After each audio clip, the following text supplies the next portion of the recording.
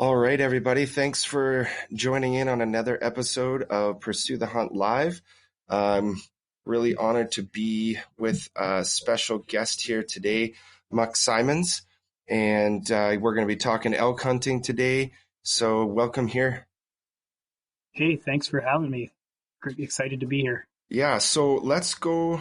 Let's talk about you a little bit.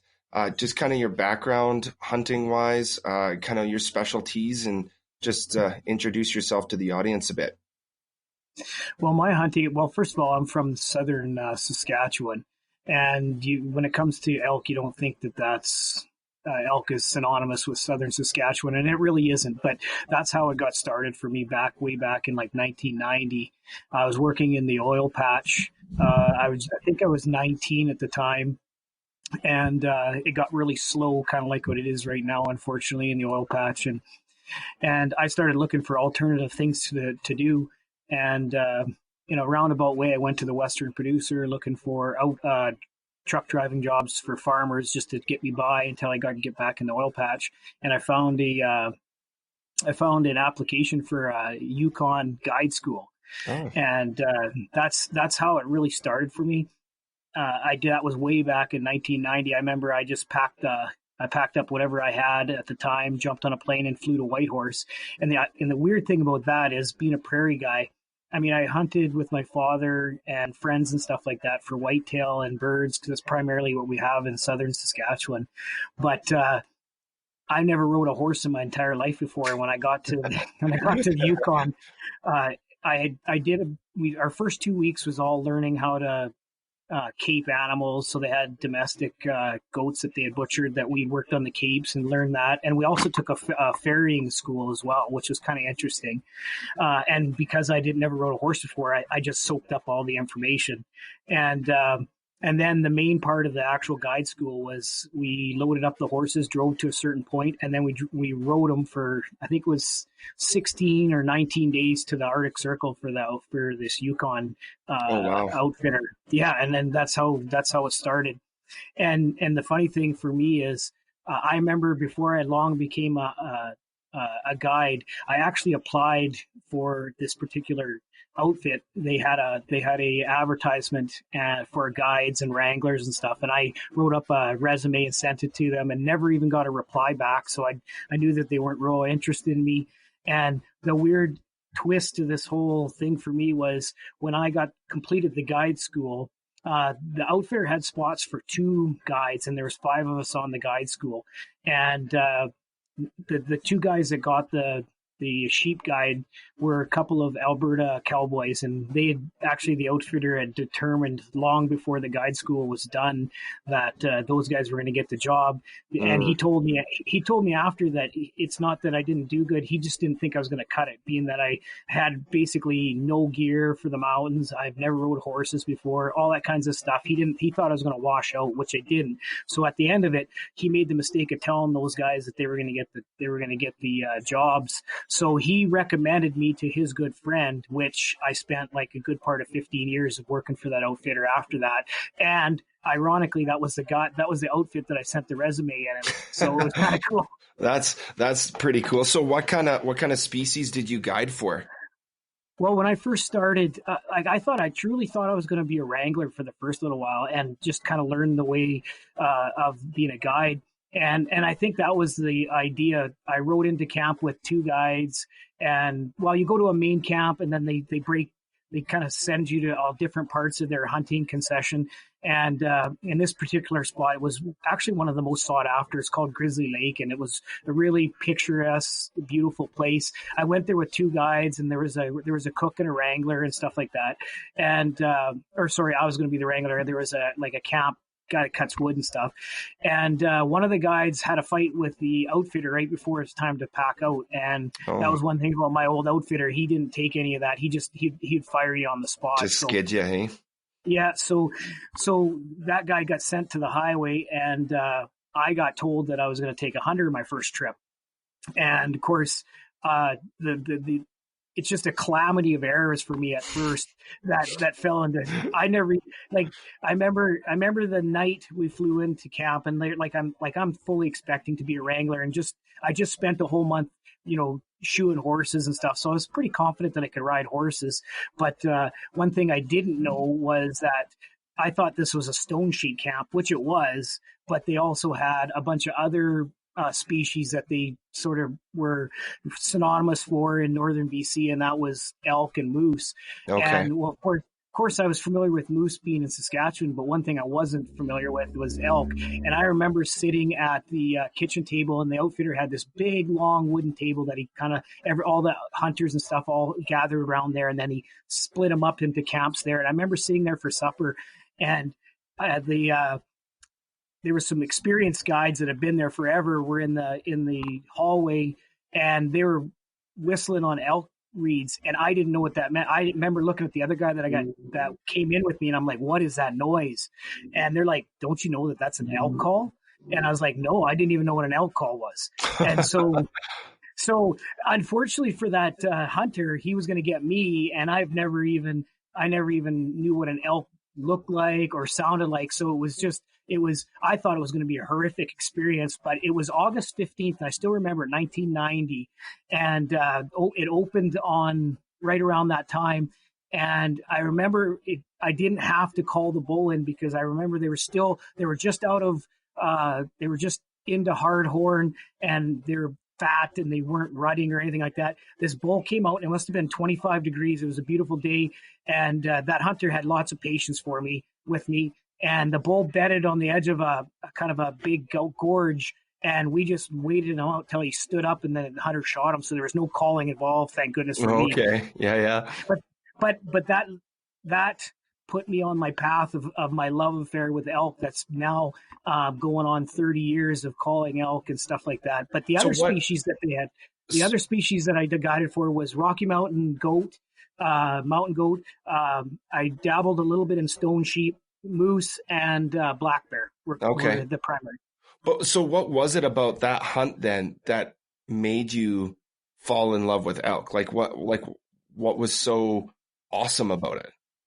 Well, just hearing them, so that trip was in August, and so I had to wait another, I think it was a 12-day hunt. So I had to wait another 12 days before a hunter came in. By then, the elk were starting to whistle at that point. And once you start to hear them whistle and you see how they act in the rut, it's truly an addiction. And that's what happened with me. And another thing that happened to me was just turned out to be some of the best things that's ever happened to me was I met another Saskatchewan boy that lived about an hour and a half from where I'm from. I never knew him before, but all the people in camp said, "Oh, you got to meet Lonnie. You got to meet Lonnie. He looks just like you, and you guys are from the same area." So we met one day. We both were in camp with the horses, and we met, and we instantly hit it off. And if it wasn't for him, I probably wouldn't have fell in love with elk, because he really is the sort of my mentor, and to this day we're best friends. He's he's godfather to my son. There's a lot of things that moment in time had brought to me later on in my life, and meeting Lonnie. And Lonnie really was the guy that taught me to call, and I attribute back to him all the time. Anytime I talk about elk, I talk about Lonnie. And if it wasn't for him taking me under his wing and teaching me to call, I don't know if I would have had this love affair. And I think I took it way farther than him. Like, I went to the World Elk Championships. I did lots of things with that he didn't do, but that's how it got started for me. So so this World Elk Championships, what's that about? Well, I'm sure we'll get into it when we're talking about calling and stuff like that. Sure. But what had happened was, and I'm just going to skip it kind of to the end of where I was guiding at, and we could fill in the blanks as we go. But in about 2004, 2004 or 2005, a few years after 9/11, I've sort of changed my, at that time I had a young daughter, and we were married, and I would always leave my job and at the beginning of August, and I wouldn't come home till October. And it was just, after doing it for damn near 15 years, it was really stressful on me because I was missing my kid and stuff like that. Well, I started going into filming outdoor hunts for people. Like they would call me up, they would hire me to film their hunts and stuff like that. So I traveled, especially one guy in particular that was a big elk hunter, and him and I hit it off, and he loved the way I called elk, and so he flew me all over North America. And what had happened is he oh, sorry, I lost you there for a sec. He took me on a lot of elk hunts where I would film it for him, but I'd also call. Okay. So how the World Elk Championships came about was I was on a hunt with him where it was almost like custom guiding, but not really. Like I was there to film the hunt, but yet he always had me bring my elk calls and stuff like that. Okay. And so I wasn't there as the guide, but I was there sort of as a backup caller because Wayne always had so much faith in me. So I was running the camera, and I always had the camera. See, before I ever met Wayne and early in the years, and so I always carried an old 8mm camcorder with me anyways when I was on my hunts. And so he knew that I know the position to be in when I was calling and stuff like that, because that was important. Like I remember him telling me once that he hired the filmers or the photographers from ESPN, and they weren't hunters. They were good sports videographers, but they didn't know where to be. So they didn't know how to combine both. That's right. So that's why we hit it off. So he flew me all over North America on just like hundreds of hunts. And so this particular hunt he had booked a hunt in Wyoming with Ron Doobie Wilderness Adventures. And I don't know if you know Ron Doobie, but Ron Doobie is he's kind of like a hero to me in the sense that I knew who he was long before I ever met him. He's a big outfitter that used to be in Wyoming, more for bighorn sheep, but he also had Yellowstone elk, and he was one of the only outfitters that had a permit to ride through Yellowstone Park to get to his hunting concession. So he's drawing those big Yellowstone elk out of the park. So we were on this hunt with Wayne and Ron Doobie, and I remember there was two, is Wayne and his son, there wasn't much of a story to that hunt. We're in a burn and there's a big 6x6, and we basically just hid until he walked by and they got him. But then the weather turned really warm, and I wasn't the guide. Like I was just strictly there to film it. And so, but I did have my calls with me, and but see, Ron is such a big, he's done numerous videos and stuff like that. So I wasn't stepping on that guy's toes at all. Mm-hmm. So I stayed at the back and rode my horse and never really opened my mouth the whole time. And the weather turned super warm and the elk stopped bugling. And Ron wasn't an elk guide. He knew what a good 6-point bull or something looked like, but he wasn't a caller. He only was the guide on this hunt because we were doing a film. We weren't just doing we were doing a video, but we're also doing a made a DVD where it's called From the Field to the Freezer. And so we were doing we're filming Wayne's hunt, and then we're teaching how to butcher an elk in the field. Yeah. So Ron was the reason he's the guide there is because it was his camp and stuff like that. So he wasn't really, he would admit he's not an elk caller, but so his tactics or the way he called, I don't think was that great for that time of the year, especially when it was warm. But I wasn't about to say anything. And how I got to the World Elk Championships was I was at the back. We're on day 6 of a 7-day elk hunt, and Ron got off his horse for some reason, and we tied it up. I don't know. And Wayne just said to Ron, "Hey, do you think Muc could call?" And Wayne says, "Yeah, of course, no problem." And I was on top of my horse, and I swung my bugle around and put my reed in my mouth, and I called. And before I even had my call done, bang! I had a bull answer me. So we kind of scrambled and tied the horse up, and we got in there, and we'll kind of get into the way I call and the way I stuff later. But we got this big. It was an 8x7 bull. It was beautiful, huge bull, one of the biggest bulls I've ever guided for. But we did the video and stuff. And that night when we rode back to camp, Ron took me aside by because I was a guide, I was helping them unsaddle the horses and stuff like that. I just didn't feel like I should be lazy. So I was helping put rig away and saddles away and stuff like that. And Ron pulled me aside and he says, "Hey, I've never seen somebody call elk like that before." And he goes, "You really should consider coming to the World Elk Calling Championships." He goes, "I'm the MC of it." And he goes, "I guarantee you do good." And he goes, "Nobody from Canada goes at that time." Right. So I talked to Wayne, the guy I was hunting with, and talked to Ron, and I decided to go that year.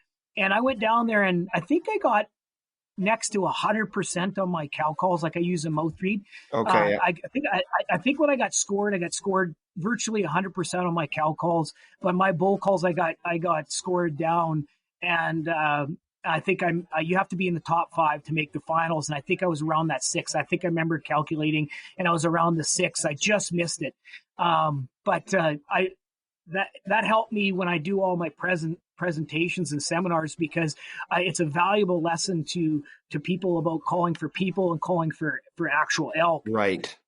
Because at the time I was using this little tube right here. This is the one I've had since 1990, but what the pros were using are the big tubes like this. Okay. And I didn't know that at the time. And so I went into it with that skinny tube, and just the volume doesn't sound the same when you're in an auditorium. And so I got scored down on my bull calls because of that, but it was still an exciting.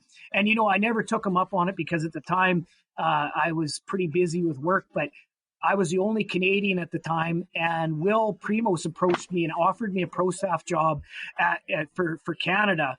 And his only stipulation was that I had to be proficient in 2 calls. And of course I was in the bull and the cow call. So he wrote me up a really nice invitation to join their team, but I had to pass on it because at that time my daughter was really young, and I didn't want to be on the road that much. Sometimes I wish I could have been in the hunting series, but I don't regret it for a minute. But anyways, that's how I got to the World Elk Championships. Wow. I never went back, but I wanted to go back at one time just to see now, like after seeing that big tube, like had I made the next day, the Sunday, I would have found one of those big tubes, and I would have done, because they really do. I mean, if you've ever heard somebody use one of those big bugles, they're incredible.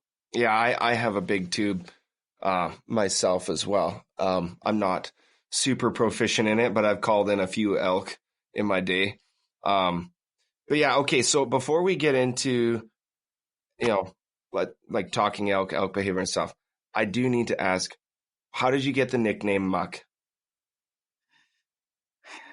Well, I got it when I was a little kid, and I'm almost 50 now. I'll be 50 next year. Okay. But so the best I can recall is if I was clean for 5 minutes, that was an understatement. And I always if there was a puddle, I'd be in it. So I always got the term "quit playing in the muck," and that's how I got it.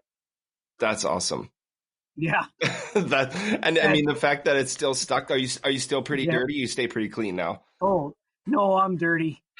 I just got out of bear camp yesterday, and my coveralls were just covered. How was the bear trip? Lots of bears, just nothing big yet. The rut hasn't started, and so I've got 2 really crankers on camera that are nocturnal. Oh. So, but the one night we had 11 bears show up, so it was pretty impressive. So, Did you get some good footage of that too? Yeah, I did. Well, that's the thing. Like when you see so many, you kind of just you forget to turn the camera on. So for the first 5 or so I did, but the second 5 I didn't. And we did have one really what I would consider a shooter boar come in right at last light. I did video him, but the video was too dark. We didn't shoot him, but I did get some video of him so that I could sort of field judge him, and it was just too dark. Well, good things come to those who wait. So, yep. I think you'll have some pretty good success. Hopefully you can get one of those crankers in the daytime, because I've seen some pictures of them, and they're pretty fat. I'm not a bear expert by no means, but a good friend of mine is, and I showed him the one picture, and he figures it's a 510-pound bear. I've seen that picture. I've never seen a bear that fat in spring, No, like me ever. neither. Me neither. No, It's I have like never either. he like just it like teleported from fall to spring without hibernating. Like He's so fat that his when you look at his fur, it's separating because of the fat that's there. It's yeah, that's what crazy. I noticed on the belly. Like I was like, Hmm. oh, is that rubbed? I'm like, no, that looks like it's actually separating because of how fat he is. Well, So, I just recently, well, my nephew just recently built what we call a beaver basket. Like I have a beaver box that have a couple of beavers in them, and then I have my mhm, main barrel that I put my grain and sweets and stuff in. And we wondered if we had a big bear because it kept peeling the top of our 45-gallon drum, kept peeling the top off like a sardine can. So when we saw these pictures, we're like, oh yeah, we got a cranker. So then we built a what we call a beaver basket. It's got mhm, about inch and a half holes in it, so they can take little bits out of it. Because I live almost 4 hours away from where our camp is, and I can't be there every day to bait right. it. So I wanted to keep them around. So I put this beaver basket there just before I sat that night. So around 6 o'clock in the evening, I got out of the stand at dark at 9:30, and our camera took the last picture of the beaver box at 10:30, and then it was gone. He broke the chain. Oh, so he took the beaver box? Took the beaver box and two brand new beavers in it. Oh, I well, spent the hopefully he'll next I, find it. I spent the next day 2 hours walking around the whole woods, like probably a 300-yard circumference around our bait, and it's gone. And you can't even see the skid marks. Like he just picked it up and took it away. Unbelievable. That's crazy. Well, Oh, and it's the beaver box itself is probably 30 pounds because it's heavy steel. yeah. And then I put two beavers in there that are probably 20, 15 to 20 pounds each. So that's a good 65-pound thing that they just picked straight up and walked away with, and broke the chain. Yeah. Well, hopefully you get those bears actually on camera. Whatever My did my nep- my nephew's nicknamed him War Pig. That's I'm hoping my nephew gets that bear. that is a worthy name. Yep. That is a worthy name. That is awesome. Okay, so a couple of things I wanted to talk about starting. So for our listeners too, because we try to do a lot of education on the show, and try to improve people's odds, in terms of what we have. So for beginners and intermediate hunters, right? And so elk behavior. So for me personally, elk are kind of the drama queens of the deer family. Like they are so picky, I've found, like for me when I've hunted elk. So what are some of the things? Let's talk pre-rut. Let's talk preseason habitat behavior. Um, where would you most likely find them? Are they still in bachelor groups? Break it down a bit. Yeah, like when I do my presentations, and that's exactly the audience that I do my presentations for, is the first time hunter or somebody that's maybe been unsuccessful that I can maybe give them a tip to do it. I was just going through my stuff. I've been doing elk seminars and presentations for 20 years, Wow. and so and the message is the same pretty much every time that I do this, but uh, the pre-rut is like I break it down into three: the pre-rut, the full rut, and the post-rut. And the pre-rut is what I would consider the hardest time to hunt an elk because the pre-rut is generally the middle of August to the end of August to the beginning of September, and the bulls aren't in groups anymore. They are separate from each other, Okay. and so you might hear the odd one whistle, but rarely will you get them reply to you. And of course, then you run into the temperature, and if they do whistle, they only whistle for like the first few minutes of daylight and then right at the end of dark. And so it's really, really hard and the big one is there's still foliage on the trees in the pre-rut. And it's really, really hard to find. Even if you know that they're there, it's really hard. So the pre-rut, you got lots working against you. They're really not calling. The cows certainly aren't calling. Hmm. Uh, the weather could be, plus 30, and you got foliage on the trees. So the pre-rut in my opinion, is super hard to try to pattern elk. If you're trying to look for them at that point, just like the post-rut, where I usually find them there is by water sources because they want to wallow and stay cool during the day. Okay.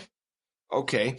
Yeah, and I mean that's a really good tip. I mean, kind of just going along that, like a lot of the elk hunting, specifically around our area, there's a lot of agricultural fields and things like that. So it's not necessarily in the mountains, like immediately in Fort St. John area, and that's definitely one thing I've noticed because I've tried to hunt. September 1st, elk opens. You try to get out there, but you're hearing crickets. You can't see in the trees worth a darn. Like you can't see through the leaf canvas. Right. But one thing I've noticed too, so in our specific area, it's super heavily pressured. And also too, we have an antlerless season. And so September 15th opens up and you could shoot 3-point bulls and up and antlerless. And so we don't get a lot of big bulls. So the one behind me, I actually got close to our area here. But as I've noticed throughout the years, I don't hear a lot of calling even in the rut. Now, does that have to do with the fact that there's not a lot of mature bulls, like they don't get to that maturity? Or is it because they're so heavily pressured they just shut up and don't talk? Yeah, like we have a term as a guide, elk guide anyways, it's called educating your bulls.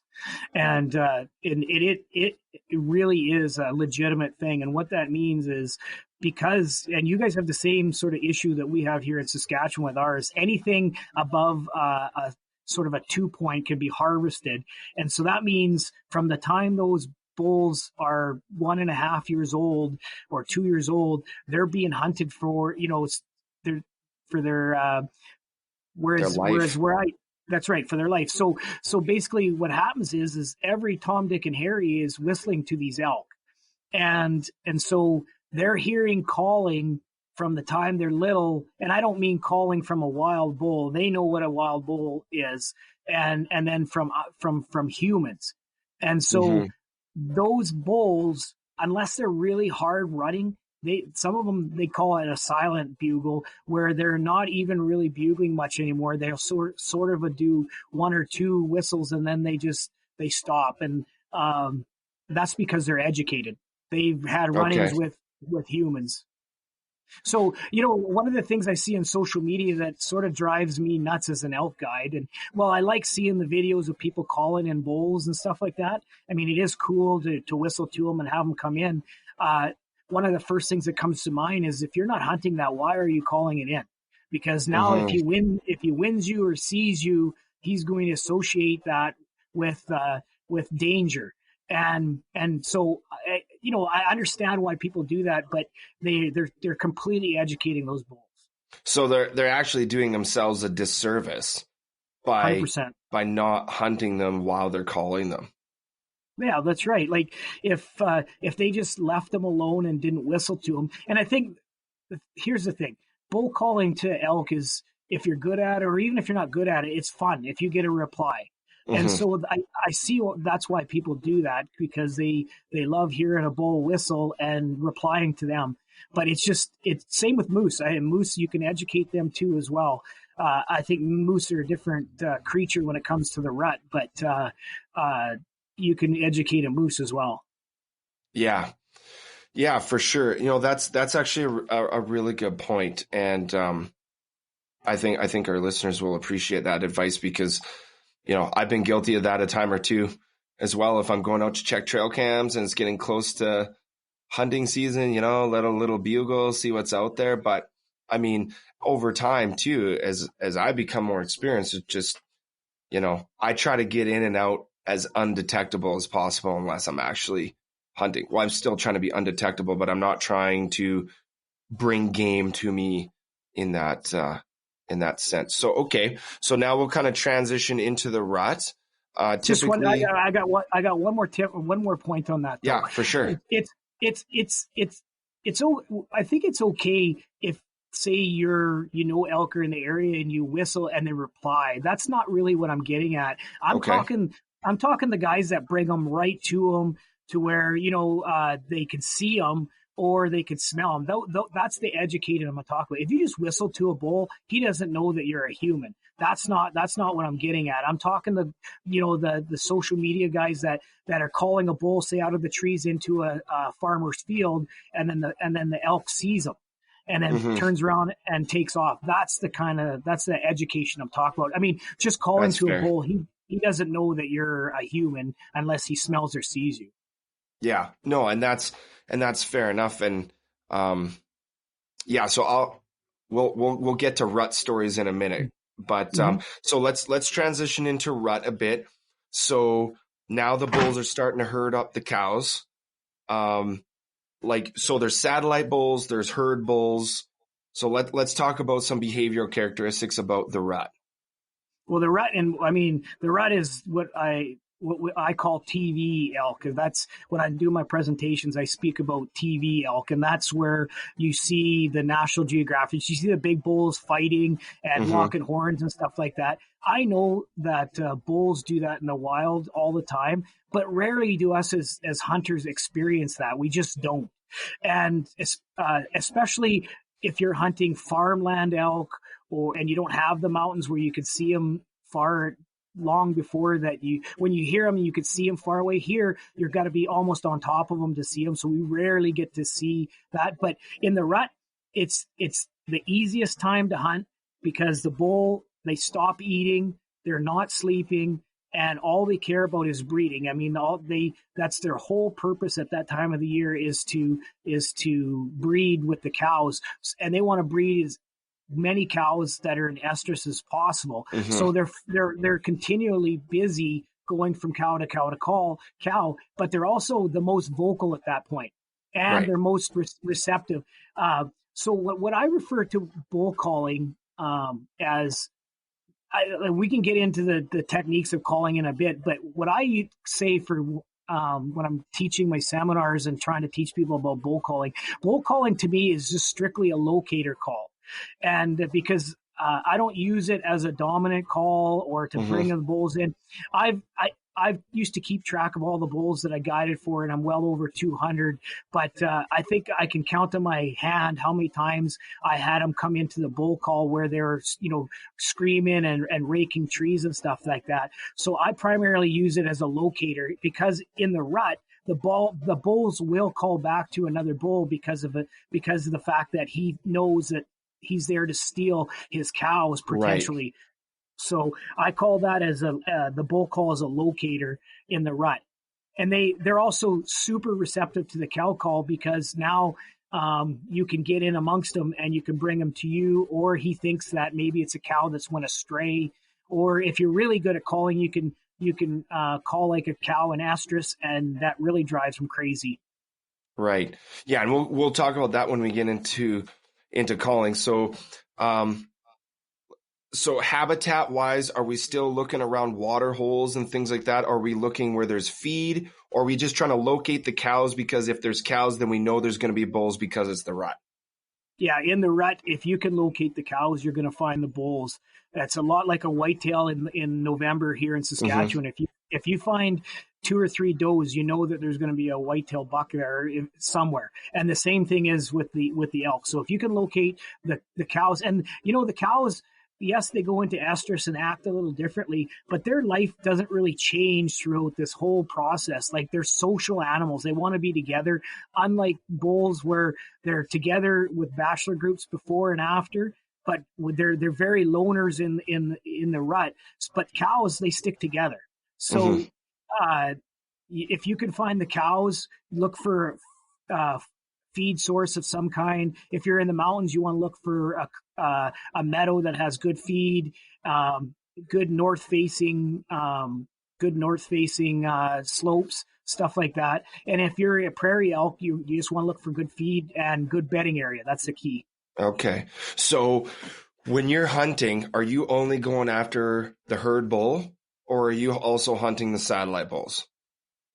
Well, when I'm with a client, obviously I'm trying to get them the best trophy or mature bull that I can get them. We want to get the herd bull but sometimes the satellite bulls are as big and usually easier to call in, because when you're calling to a herd bull, he instantly wants to gather up his cows and move away from your call. And whereas a satellite bull would be the type that he's on the perimeter and you call and he comes to you because he wants to take on the herd bull just as much as you do. So quite often the herd bulls, my experience with herd bulls has been generally the 4x4s and the 5x5s. Okay. Like, I mean, you'll get a 6x5 or a small 6-point, but usually when you get a big, mature 6x6, he'll start his own harem, and you'll get those smaller bulls around. So, like when I was guiding in BC, they had that 6-point rule where you had to have 6 points on one side, and so you were always trying to poach the herd bull. Yeah, and when I say poach, I meant like get hit. Yeah. We're still hunting ethically. But this guy behind me, interesting story about him is, so we were like just into the third week of September. So we were hitting the rut pretty heavy. Like we were bugling with probably 4 bulls in the valley, but nothing was really moving. It was pretty warm, and they weren't really moving around, but they were just locating. They just talk back and forth. And so it was getting about 10:30 in the morning, and I was with a buddy. He had permission to hunt on this land. He's like, yeah, come with me, because I'm hunting with a trad bow. So, we had an agreement that if he couldn't get a shot with the trad bow and a big bull came in, that I could take him with the rifle. So I was like, hey, that's cool. I just want to come along. And so it was about 10:30 in the morning. We let out like a parting bugle that we're going to go back for lunch to the camp. And this guy, I thought it was actually another hunter because it was so raspy. Like it was so angry sounding. And I'm like, man, I don't know. That sounds cool, but I don't know if it's an elk or not. Like I didn't have much experience elk hunting. And my buddy's like, oh no, that's a mad bull. And all of a sudden we could hear down in the valley below us, he was crashing and running at us. And we were like, oh man, we got to get down in the valley so we can kind of meet up with him. So we just slid down this mud shale slide to the bottom. We got to the bottom. He came up to 15 yards and he was just up the hill. And there was no shot for the bow because he was quartering too much towards us to get a good shot with a trad bow to break the brisket. So my buddy's like, oh, get ready. And so all I did was I clicked the safety because he was just looking at us like, okay, something's wrong here. And the wind swirled and he took off. My buddy just blew into his bugle. He didn't even try to bugle. He just blew into it. That thing stopped dead at 40 yards and I hammered him. And it all happened so fast. And I'll never forget it. He was snotting at the mouth. Like he was ready to fight. And it was interesting because when we caped him out, we found an old bullet in his neck. And like his hide was so thick though, like, I don't know, like it was probably about this much into the meat through the hide. It was healed up around it. Like it obviously didn't penetrate very much, but he was an older bull for sure. Like we kind of figured he was probably a herd bull at one time and then got kicked out because he was a bit older. But from then on, it's elk fever. Like I cannot wait to get out and hunt elk. What about you? Like what's one rut story that comes to mind? Oh, I have so many, but well, one thing I'll say before I get into a story is I've called elk now in Saskatchewan, British Columbia, Montana, Wyoming, Arizona, and one thing I will say is elk react the same in every location that I've ever called elk in. I've never done the Roosevelt elk, but I'm assuming they react the exact same. Just this last year, 45 minutes from Regina, you would not believe some of the biggest elk in Saskatchewan here. and a buddy of mine got drawn, and he wanted me to come out and call for him, and I did, and it was absolutely incredible. It brought me back to the days of hiking the mountains in BC, because elk are just elk. They literally react the same wherever they are. So when it comes to the technique for calling, I guess is what I'm talking Mm-hmm. about. But I've got so many stories, but probably one of the best stories I have about a whistling bull would have to be, there was this fella from Pennsylvania when I was guiding. I remember one of the things I just loved doing was I loved taking the little guy, the guy that had to save up for 15, 20 years to go on a trip. Because, I mean, let's face it, when we went on an outfit, or we worked in outfits, we got people there that it was nothing for them to pay for a hunt and come there.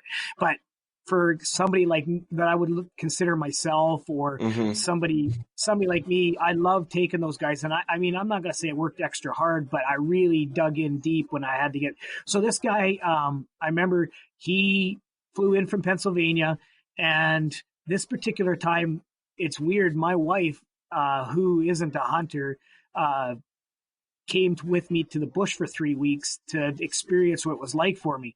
And I remember she had spotted from the main camp on a mountainside, she spotted this big herd of elk with this big herd bull. And I remember I knew who my hunter would be long before it came, and I just kept joking that that's going to be his bull. And his name just slips me right now, but it'll probably come. But anyways, when he showed up the next day, I said, "We're going for your bull." And make a long story short, we went across the river and we got into the bush, and it got into the evening, and I started calling and he was calling back. And it was just like you said, like it was so thunderous that it was just rocking. It felt like he was right beside us, but he wasn't. Mm-hmm. And we called the bull in. I did get it on video. And it was just your typical, what I called it, your TV type elk, because it had the great big splits at the 6, and it was just a beautiful, beautiful bull. And I remember he didn't even take the cape on that bull. And I was like, I pleaded with him to take it because it was probably one of the nicest picturesque bulls I've ever guided for. Mm-hmm. Like it just had the big 4-point that went way up in the air. And I said, I can't, but he just couldn't afford it. So he's like, no, I'm just doing a horns mount for it. And that's all I ever wanted. And we killed that on the first day of his hunt. And then I tried to convince him to go for either mountain goat or moose after that, but he's like, I can't afford it. So he literally for a 7-day hunt, he just laid around. But I just remember it because the bull was calling so loud that he felt like he was right beside you. And I mean, I had a lot of those stories. Probably the best hunting I ever was in Arizona, though, without a doubt. The elk in Arizona are second to none as far as size. I remember doing a video in Arizona, and in my viewfinder, I had 5 6-point bull elks, and one like in that viewfinder. That's how many I had, and that's probably, I'll never experience hunting like Arizona ever again. It was incredible. Man, I just talking about this stuff is like, okay, like September can come any time now. The funny thing is I've guided for all these elk all over the world, and I enjoy doing it. It's an addiction for me. I've never shot an elk myself.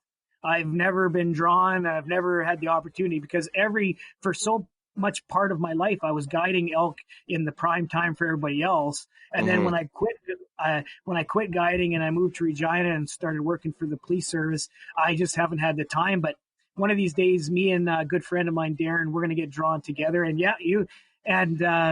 I'm gonna get myself. I'm 8 or 9 years of what we call Super A, the draw system here. Okay. So one of these years, I'm going to get drawn, and then I'm going to get a good one.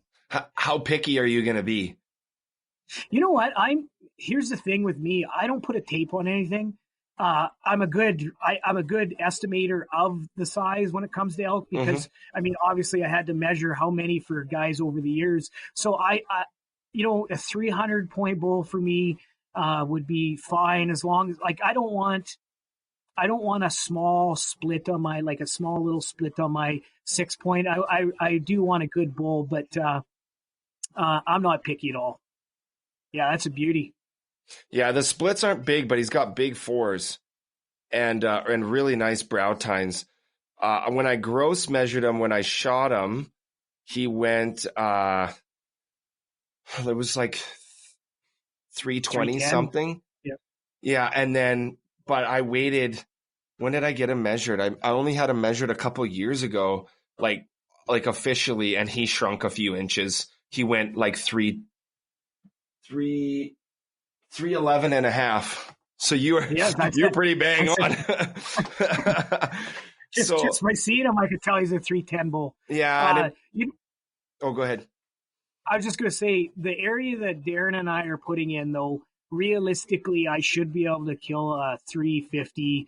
I know these guys that killed a 385 last year, and they told me they passed up 30 to 50 bulls before they got that one. So if I should be so lucky as get drawn in that area, those guys said that they would help me out with the area that they went to. Between calling and scouting, I'm hope. But if like those guys passed up, they were sending me pictures of 6x6 bulls that I would take in a heartbeat. Yeah. But they'd also harvest a lot of bulls themselves. Whereas I don't think, I can't remember the last time I put a tape on any of my whitetail. And I mean, I live in southeastern Saskatchewan, some of the biggest whitetail in North America. And I can tell that's a 150, 160, but I don't put a tape on them. To me, it's not about that. It's all about the experience. And now that my son is in his third year of hunting, I've taken a real step backwards in my own personal hunting. I've sort of spent most of my time in like, there he is, buddy. You shoot him. And so it's really, yes, I want a elk. I want a mountain goat more than an elk because I know how hard they are and I'm getting old. Oh yeah. No, that's the nice thing is, we can hunter host and do that kind of stuff too. Right. So, okay. So before we get to calling techniques, let's talk just a little bit about post-rut. Bulls are tired from mating and fighting and all that kind of stuff. So my inkling is that they would probably go back to feed, mineral licks, water, things like that to kind of replenish. Are they still going to be with the cows because there is, a second rut kind of thing? So where are we at with the post-rut? You know what? I'm not a big believer in that second rut. Okay. Like my experience is you just have late cows that don't come into estrus till late. Like, and the bulls, yeah, like the post rut is comparable to the pre-rut where it gets really hard to hunt those bulls. They literally give their all for about approximately a month, and now they're spent. They're injured. They're lost a lot of weight. They haven't been sleeping much at all and eating. And so what I find, especially in mountain elk, is they move down to the rivers. Okay. And they like you still will get the odd bull bugling. I just find they won't come to a cow call very much anymore. They literally, if they make the winter, it's surprising because a lot of them die in the shortly after the winter hits, especially in the mountains. Yeah. And they do get back into the like I think the first week of October is when you'll see them start to get back into their bachelor groups.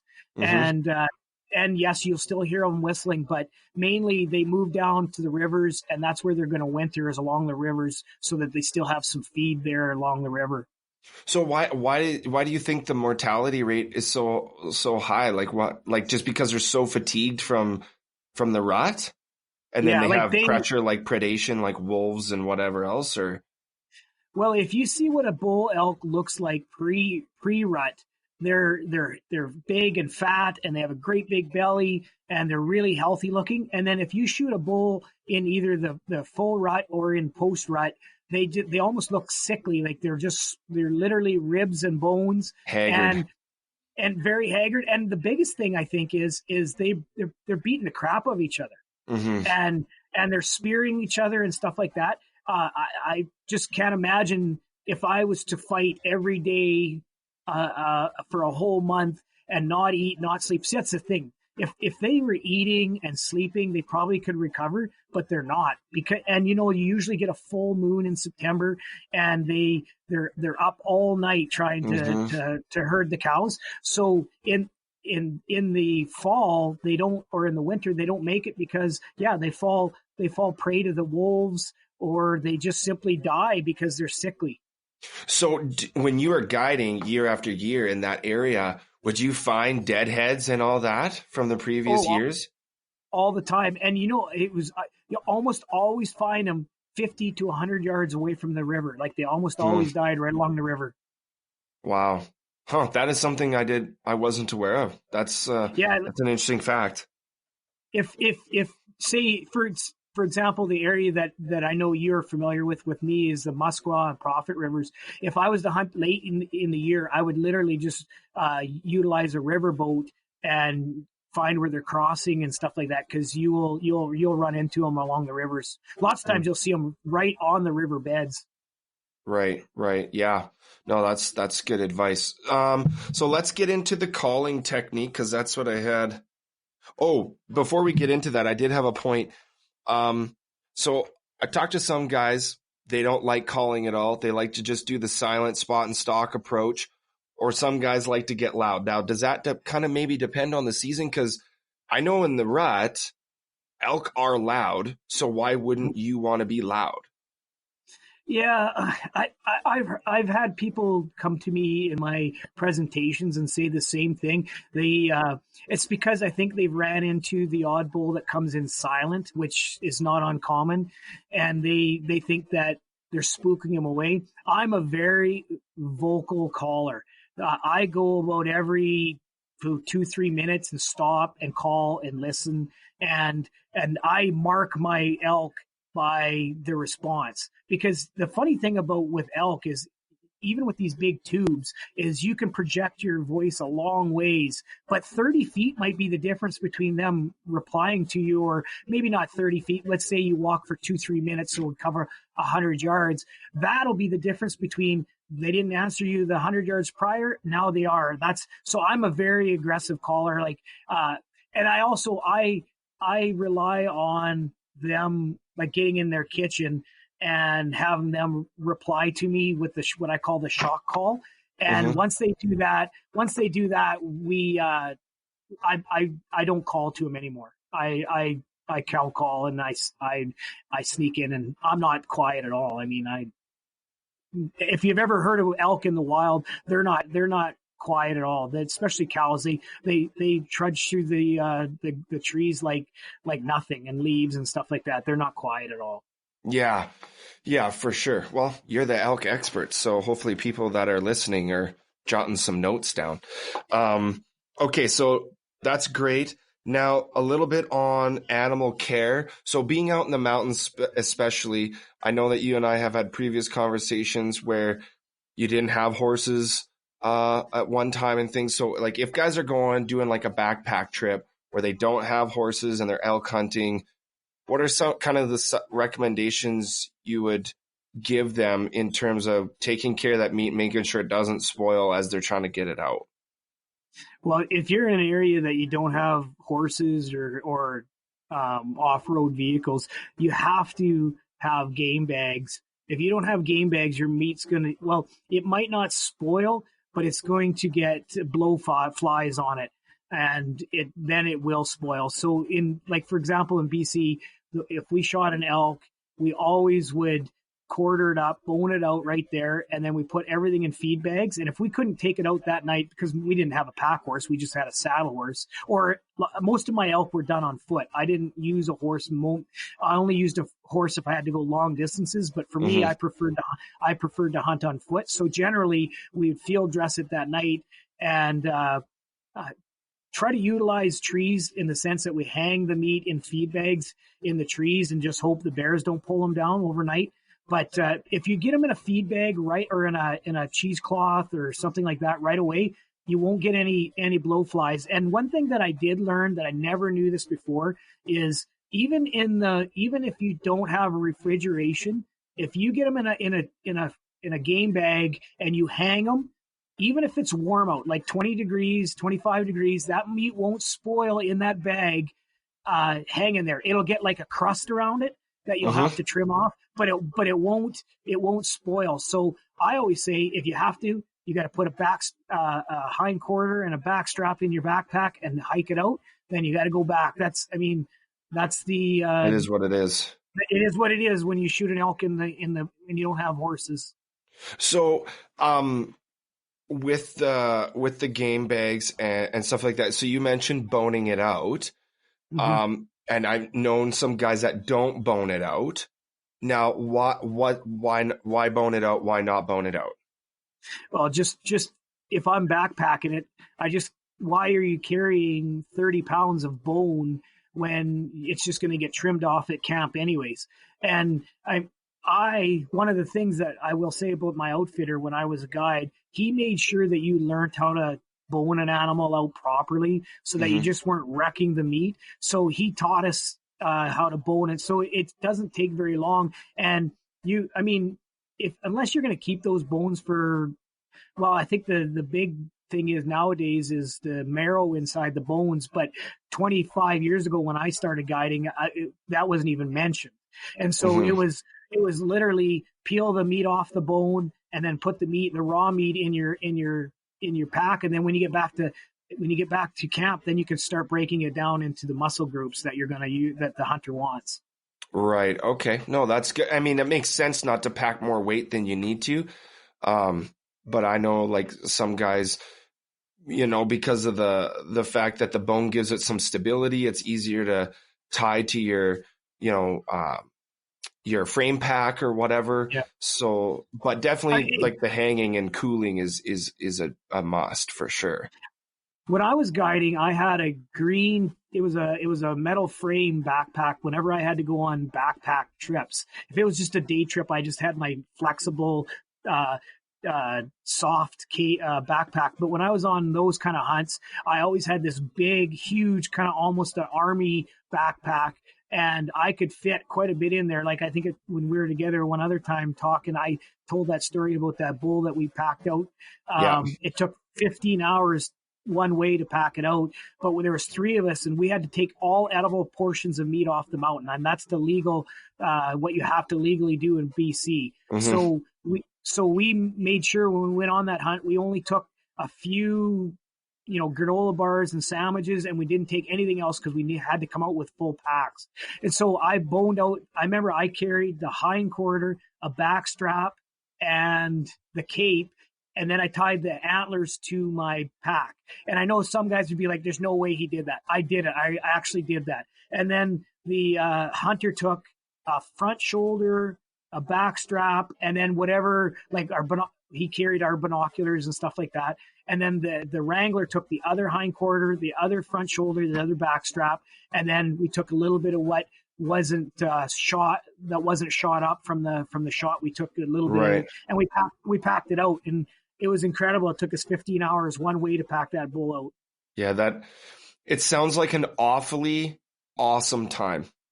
And that hunt was so great. I mean, there's so much about that hunt that was awesome. But on the way in, he shot a black bear, and we had to skin this black bear out and the meat and take it back, and then kind of reset for our elk hunt. But then on the way out, we're on this trek, this marathon trek out. We ran he had 2 bear tags. We ran into another big bear, and he wanted to shoot it. And I said, no way. There's no way we could possibly pack that bear out. So we had to pass on him. But on the way out, he wanted to shoot another bear. It's a little not greedy, but like he was there to fill some tags. That's for sure. Yeah. And I mean, had we not have, like, I haven't got a clue what my pack weighed, but I do know that it was so steep where we got the elk at, that I had the guys put my pack on and I had to lay with the slope, and then they pushed me up. And then once I got up, I never sat down for 15 hours because I know I would have never got back down. I would have never got back up. So every time we stopped for a break, I just kind of stood there. And I had against a tree or whatever. Yeah, well, there wasn't any trees up there, so we couldn't do that. But it was just up and down on these waving hills. But it was incredible. But that's a cool story. So calling techniques. So let's talk a little bit about the different types of bugles, maybe some different types of cow calling, depending on the situation that you're receiving back from the elk or things like that. Well, when I do my presentations, I always say, I kind of always open it with the sort of the disclaimer that I can't teach people to call in like a 45-minute to an hour Yeah. lecture. It's impossible. But what I do say though is that I can give you the tips that I use. See, I always like I know that I can call elk really well. Calling for people is different than calling for wild elk. So what I always say to people is, I'm a better at elk hunting than I am at calling. Meaning, when I hear an elk bugle, I generally can tell what that state of mind that elk's in. I can't speak their language, but when I hear an elk bugle, I generally can tell by their bugle if they're receptive to a call, if they're leaving us, or if they're coming to us, if he's trying to herd his cows up. So that's what I try to project onto the public when I'm doing my presentations is, yeah, I could sit here and blow my bull call and it sounds good, but that's not what they're there for. They're there to learn tips. So what I say is, if you're a new hunter, or if you're maybe somebody that's wants to be more successful, you have to get yourself a cow call, because the bull call, first of all, the bull call that I can do, I can sound, yes, I could sound like those guys at the World Elk Calling Championships, and it sounds awesome. But that doesn't mean I'm going to kill an elk or have a bull come in. So I always tell people, it doesn't matter what you sound like when it comes to a bull call. You're only using the bull call for a locator. And I've got it written down here what I say bulls are, and it's a dominance locator call. Meaning, if there's a bull in the area and I'm walking along and all of a sudden I let out a big bugle, right away he's thinking, oh, there's another bull close to me that's going to steal my cows. So he'll shock call, just like a turkey. Turkey hunting and elk hunting are almost one of the same, and turkeys are that way. If you're hunting turkeys and you got out of your truck and you slammed the door and those gobblers were still in the trees, they would all gobble. It's called a shock gobble. Well, I've learned that bull elk do the exact same thing. So you're walking along and you bugle, they shock bugle. They call back. Even if he's not going to come to you, he's going to reply to you because you're that so close to him. So soon as I get what I quote a shock call, I mark the distance where it is, because that's a lot of it is sometimes you'll hear him call, you don't know where it's coming from. So you have to mark the direction that they're coming from. And then I will cow call. And if they reply to me, then there isn't a bull that I don't lay eyes on, because if they reply to me, then I know that they're a receptive bull to the cow call. So That's why if you only so you don't have to be a great bull caller. You literally don't have to be. You can just call and then locate those bulls. If you want to sound good, that's just for you and I, for people. That's what a really good bugler sounds like. Who cares? Because at the end of the day, that the person that masters the cow call, and there's so many out there that are user friendly that, well, I don't have it today. I generally have what I call my jewelry around my neck, and I was trying to find it tonight, but I think it's in my backpack at Bear Camp. I left my backpack at Bear Camp, and I have 5 different calls around my neck, as well as I use a mouth reed that I use in my mouth. Primarily, I use the mouth reed in my mouth. Is that a wapiti call? That's a wapiti call, yeah. I could see the little icon on it. Yeah, I have a few of those as well. So I use the cow call primarily, but that doesn't mean it's always going to work. So I have the Hoochie Mama. I have Travis, the owner of Wapiti River Outdoors. He's got a soft bite, so I have a soft bite. I have old school. I have the same elk call, cow call. It's a soft bite I've had since 1990. Just like this is a Larry D. Jones. You remember Larry D. Jones? That's his call from back when he was doing elk stuff. But I also have the soft bite that I originally have. And if one doesn't work, the other does, or you can use them combined. Because what I tell everybody is, if you get a bull reply to you in one cow, if you can sound like 5 cows, you just increased your chances of harvesting that bull by 5 times. Because that big 8x7 that we got in Wyoming, I used this call. This is the call I use when I bugle to him, and he replied, but he would only answer to 1 cow call. And I tried them all, but he wouldn't reply.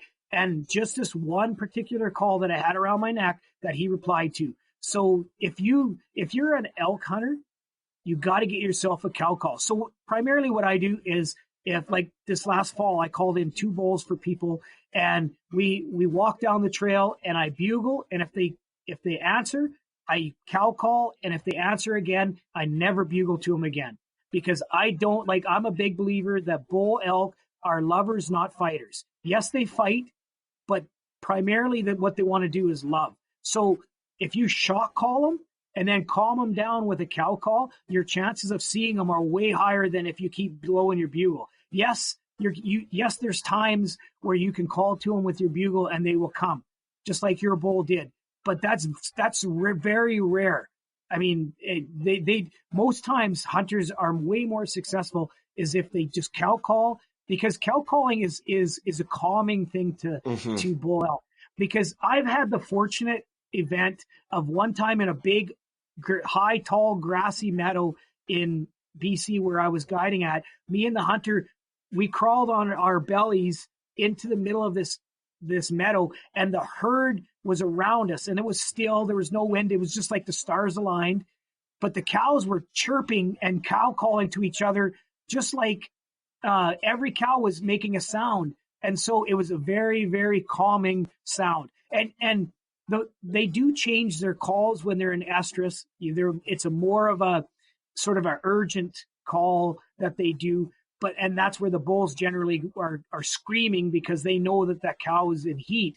But cows are so social, and they're always mirror, mirror, mirror all the time. If you can replicate that, you're going to be way more successful. So you locate them with the bull, you put the bull call away, and then you start calming them with the cow call.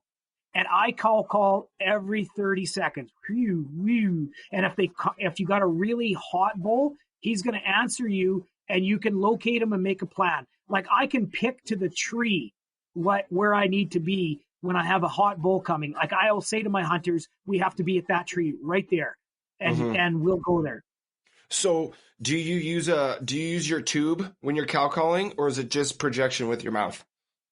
Well, if that's the beauty about those soft bites.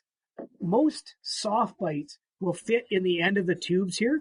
So if you put your soft bite in there, and like I'll just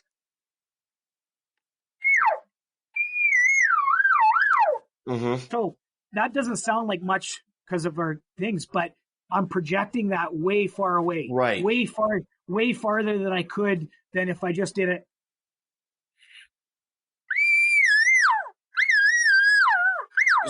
That's for when they're really in close. Okay, but the tube isn't going to screw up the sounding of the elk call. Okay, no, the cow call. And I don't have them, but I find those soft bites used with the tube are so effective. I don't know if they think it's a really estrus cow, but if you put a soft bite, like the type where you bite with your mouth down, and you put it in here, and you go woo, like that with the cow call, just drives those bulls bonkers. Okay, so whoever's listening, soft mouth bite with the bugle tube. Yep. Okay. I mean, obviously, as they're coming closer or you're getting closer to them, you don't want to blow them out, because that's the thing with elk. Elk are very good at directional. So one, they're really good at the wind, but two, they're if you've hunted elk and you've called to them, you know that if you call, they'll just look right at that spot. So that's where that hoochie mama or a soft bite, or even using your hands, is you can direct that sound, especially an archer. Like I've only guided for, I think, 3 archery hunters over the years, but you have to be so conscious of your wind and your direction that I don't want them coming to me. I'm steering them to the archer. So I want to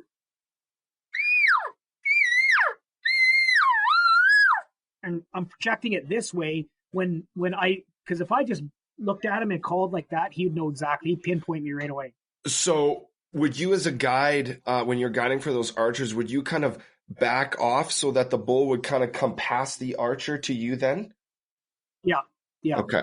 So in the full rut, even though you got an elk bugling, you have to go after them. They almost will never, ever come to you, ever, until you see.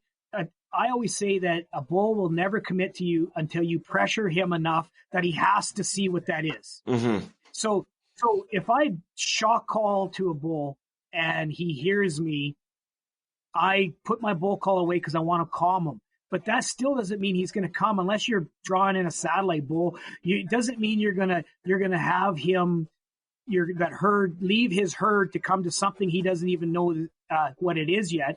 So what I do is I always sneak in and I'm cow calling. And trust me when I say you can tell by the sound of his bugle when he's going to come to you. It'll always be the same call until, like you said, yours had this crazy deep sound. It's because he's already sort of what I call when they snap. When they snap, they're committed to whatever. And so the same thing is when you're cow calling them, you're sneaking in on them. You're always cow calling them. You're not bringing them to you. You're going to them until they commit to you. And you can always tell when they commit to you because they basically will face you in the bush and scream at you.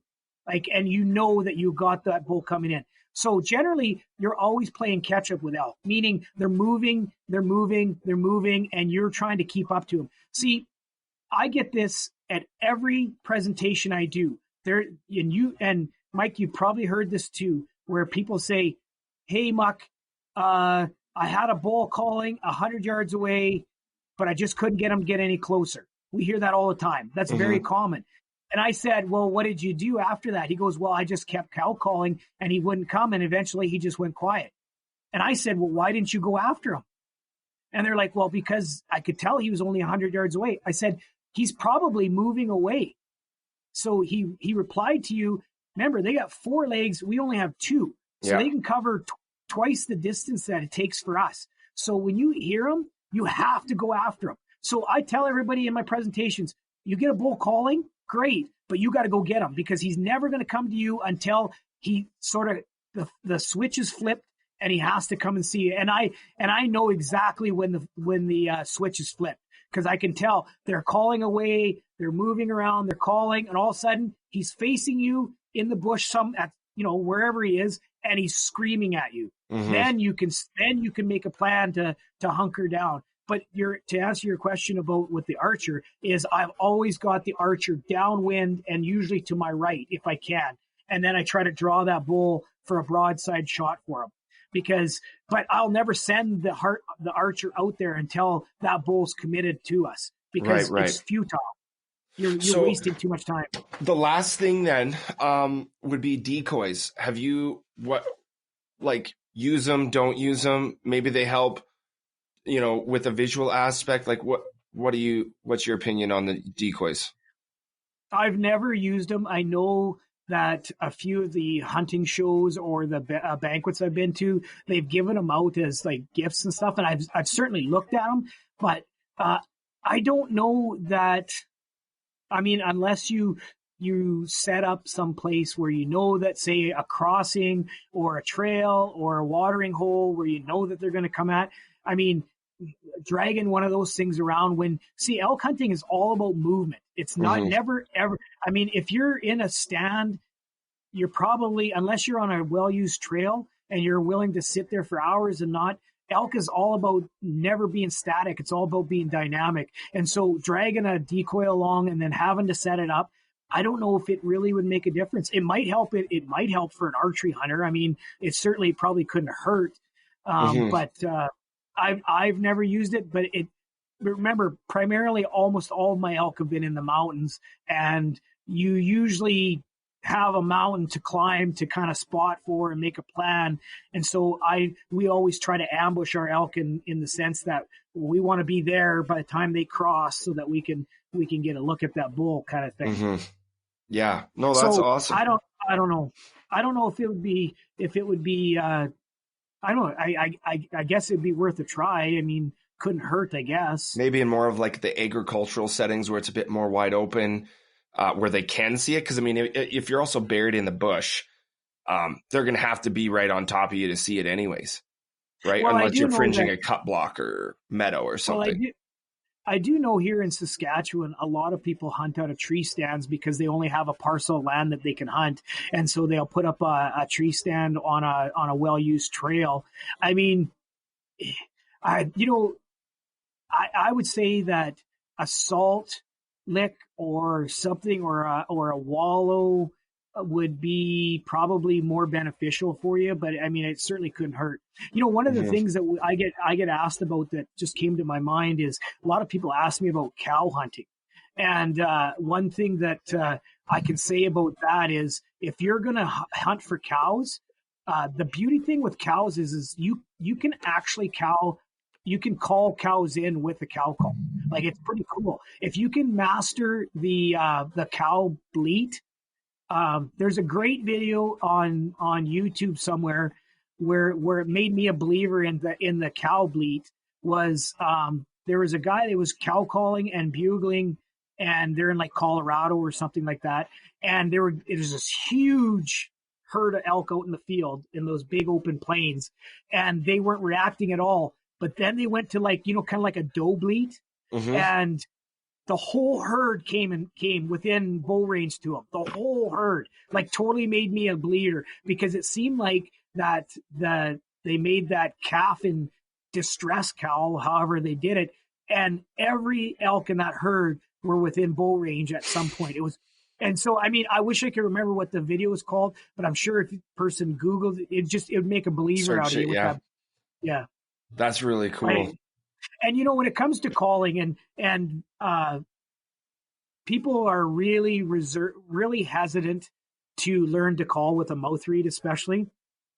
And that all that is a stigma that people have when it comes because they're embarrassed to learn to call. I think back to way back in 1990 on that very first couple elk hunts I was on. If it wasn't for Lonnie trying to teach me, but I remember I was sitting on the end of the Grizzly Lake at the end of the dock, and I was using one of these calls, and I was sounding so horrid that the cook came out and said she's going to push me in the lake. But what I tell people to do is to just practice with it, practice with it, Hmm. practice with it, because when you first put one of these in your mouth, you're probably going to have a gag reflex, and that's why most people. But more than the gag reflex, people are embarrassed of what other people think. And Hmm. I can go into a Cabelas or a hunting store and rip open a package that I just bought and blow it in front of everybody because I'm confident in that. But what I tell people is you just got to do it. Yeah. And learn how to do it by putting these in the mouth. When you're driving your car, you just put in your mouth and you make calls, and you just make calls with, you just make sounds with it. Yeah. And I there's so many manufacturers of calls in the world, and just like cars, everybody has their favorite. But Hmm. what I will say, in the close to 30 years that I've been calling elk now, uh, I've only ever used two brands in my entire life. One is Larry Jones, their original green double. That's another thing. I don't get into the crazy triple split read stuff like that. I'm all about just a double or a single read. And so Larry Jones made this green double. It's called a Royal Blow Bull or something like that. And I used that forever until I met Travis.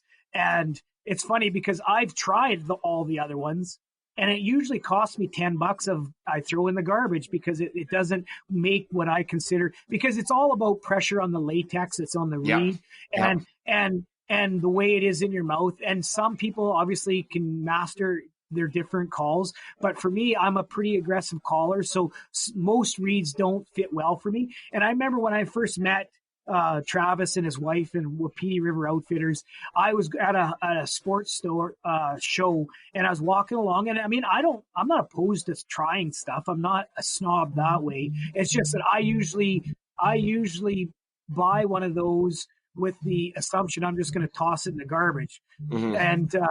And so I stopped at their booth and I grabbed one of their calls and I give it a blow, and it literally blew me away. And then I got to talking with Travis. This is a Canadian product. This is made in Grand Prairie, Alberta, by a guy that's a 2-time, I think, world elk calling champion. And so he could tell that I knew how to call right away. Well, anyways, Travis and I have got a good friendship now, and I will not use anything except for his products, and not because he's a great guy, but because they make the most realistic cow and bull calls I've ever used in my entire life. So when I do my presentations, I mean, you're welcome to use whatever call, Primos, Rocky, any of those products. They're just like cars. Everyone's their own. Mm-hmm. But I will tell you that I will never stop using his stuff, only for that reason. It's so realistic. The sounds, I mean, the fact that he won the World Elk Calling Championships twice just adds credibility to his business. And the thing about Travis too is if you're an accomplished caller, he'll build you a call that'll fit your style, which is pretty amazing. So anyways, I love it. And, I'm just, he's sort of patented this dome system, or I don't know if he patented, but he uses this dome system. So like before, you used to have used the roof of your mouth and your tongue pressure. Well, now with this dome, it makes life so much easier for people to use, and they're so user friendly. I recommend everybody to try his stuff out. And of course, he's got so many different reeds, but he's also got a really awesome soft bite that you can order from him that I carry around, and it's amazing. It's amazing. Yeah, I think I have 1, 2, 3.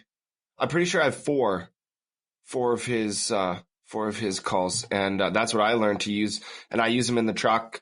I took a whole summer. I took a whole summer just bugling, cow calling, looking up on YouTube, different kinds of sounds, like just whatever. But if you don't practice, you won't get it. Because, I mean, for probably the first week or so, I had to even just work through a gag reflex, just kind of getting used to that thing on the top of the roof of your mouth and getting your tongue situated on the latex properly. But once you get it and you start making the sounds like the sound on YouTube, you're like, oh, okay, well, then you can start manipulating your pitch and stuff. But there's a little plug for me. I do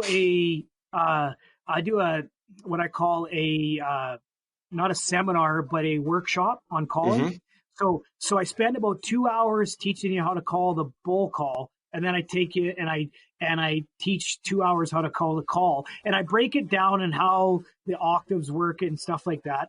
Mm-hmm. But we were using calls, Cabelas, like I'm on the pro staff for Cabelas. And so I was doing this workshop at one of their stores, and they have, one of the many calls that they sell. They were using it as the demos for the calls. And I had one guy in particular that really could not get any sounds from that particular call.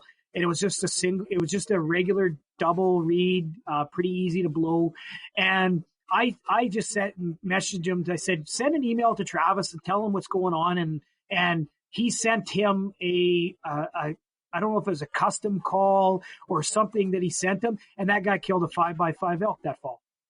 Awesome. Yeah, and that's great. He actually sent me a video of him calling, and I was like, wow. I couldn't believe it. Like, went from not even being able to make vocal calls at workshop and to sounding like that. I mean, that just shows, good call and putting in the effort. But anyways, I do a workshop where I put on and where I actually teach people to call, because I can't in my seminars. It's all about elk hunting for that. So where can people go to look up when you're doing your next seminar, or how can people contact you about that? Well, I primarily do most of my stuff through Cabelas. Okay. I'm under contract, so I have to do so many appearances at their stores. And I mean, I don't just do elk. I'm the only hunting pro staff for Saskatchewan, so I do everything from waterfowl to whatever. But I mean, they hired me because of my elk stuff. But I do like I'll do banquets. I do speaking arrangements and stuff like that. But if some say club wanted to get a hold of me, we could do a workshop for whatever. It's just a nominal fee of travel and stuff like that. Right.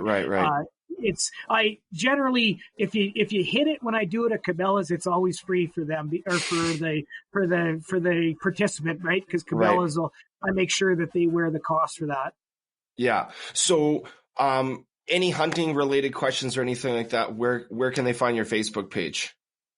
Well, I have my own personal Facebook page, which is under my real name, which is Marcus Simons. But I also have a page. I have a Cabelas Pro Staff page. I should say that. I mean, okay. They have a page dedicated to me so that's Cabelas Pro Staff Muc Simons. And then I have just kind of like what you guys do. I have a video chat podcast called All Outdoors with Muc Simons that I just started. Any of those platforms, Instagram, I think I'm Cabelas Pro Staff Muc Simons on Instagram. I've got Vortex as a sponsor and Spy Point as well, and I'm a Brown brand ambassador for Browning and stuff like that. So I've got a lot of awesome products that I work with and build relationships. So very awesome. Well, I really want to appreciate you for being on our show today. I had the privilege of coming in on one of yours there the other week, which was super fun, talking spring bear. So really appreciate that. And so just want to thank our listeners for listening in here today with Muc Simons talking all about elk. It was super fun. And don't forget to look us up as well, Pursue the Hunt on YouTube, and then Instagram and Facebook at Pursue the Hunt. And don't forget to click the subscribe button, and we'll catch you on the next episode.